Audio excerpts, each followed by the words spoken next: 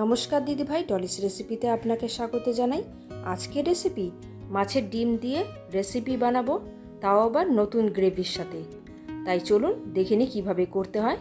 এখানে রুই মাছের ডিম নেওয়া হয়েছে 250 গ্রামের মতন, আর নেওয়া হয়েছে মাঝারি আকারের পেঁয়াজ কুচি, কিছু লঙ্কা কুচি, 1 ছোট চামচ রসুন কুচি, কিছু ধনেপাতা কুচি, স্বাদমতো লবণ, স্বাদমতো চিনি, 1 চামচের মতো হলুদ গুঁড়ো আর 2 বড় চামচের মতো বেসন।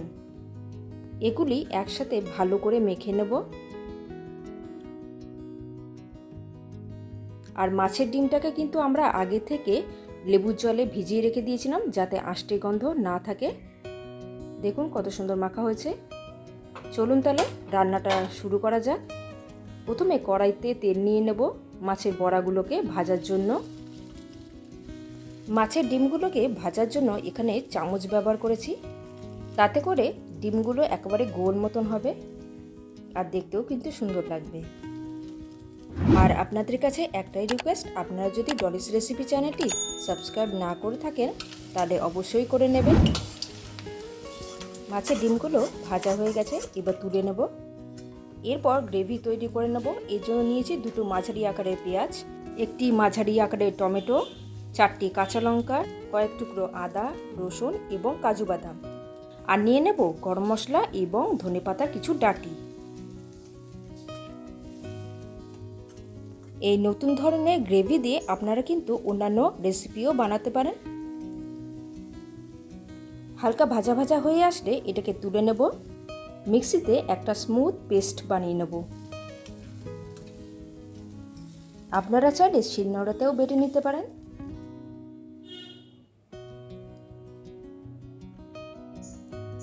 এরপর কড়াইতে দিয়ে দেব 5 টেবিল চামচের মতো সর্ষের তেল। এরপর দিয়ে দেব আগে থেকে নুন এবং হলুদ দিয়ে মাখা ডুমো করে কাটা আলু। এখানে 250 গ্রামের মতো আলু রয়েছে। আর কিছুক্ষণের জন্য চাপা রেখে আলুটাকে হালকা সেদ্ধ করে নেব। আলুটা যখন ভাজা ভাজা হয়ে আসবে তখন দিয়ে দেবো একটা শুকনো লঙ্কা, আর যে পেস্টটা বানিয়ে রেখে দিয়েছিলাম সেটা দিয়ে দেব। এরপর দেবো 2 ছোট চামচের মতো হলুদ, 1 চামচের মতো জিরে গুঁড়ো, 1 ছোট চামচের মতো কাশ্মীরি লঙ্কা গুঁড়ো, স্বাদ মতো লবণ এবং 1 ছোট চামচের মতো চিনি। মশলাটাকে ভালো করে কষিয়ে নেব যাতে এর কোনো কাঁচা গন্ধ না থাকে। এরপর 2 মিনিটের জন্য ঢেকে নেব। দেখুন তেলটা অনেকটাই ছেড়ে এসেছে।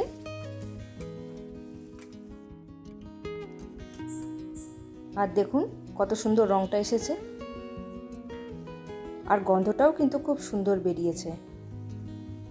তেল যখন ছেড়ে আসবে তখনই দেব জল। এখানে 2 কাপের মতো জল নেওয়া হয়েছে। আর ঝোলটা ফুটে আসলে দিয়ে দেব মাছের ডিমের বড়া। বাড়িতে এই রেসিপিটা বানানোর একটা রিকোয়েস্ট রইল, দেখবেন অবশ্যই ভালো লাগবে। এরপর দিয়ে দেব 2 কাঁচা লঙ্কা, 1 চামচের মতো ঘি, আর দিয়ে দেব কিছু ধনেপাতা কুচি। গরম গরম ভাতের সাথে পরিবেশন করুন মাছের ডিমের এই রেসিপি। আর হ্যাঁ, আমাদের রান্না যদি আপনাদের ভালো লাগে তবে ডলিস রেসিপি চ্যানেলটি অবশ্যই সাবস্ক্রাইব করবেন। আজকের মতো আসি তাহলে। আপনারা ভালো থাকবেন, সুস্থ থাকবেন।